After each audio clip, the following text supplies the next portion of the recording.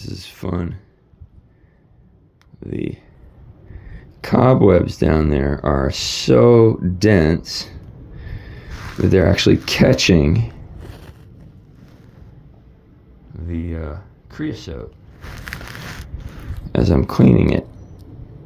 And I think that's actually below the pipe coming in from the house, so that's not really causing any issues. And you can see we got a little bit of a breeze going through there, so there is some draw coming up through there now. So I'm going to keep cleaning this, but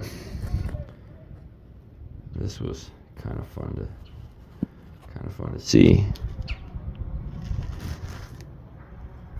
All that, how thick the cobwebs are to be able to catch a pile of creosote as I'm cleaning. Huh. Up here at the top.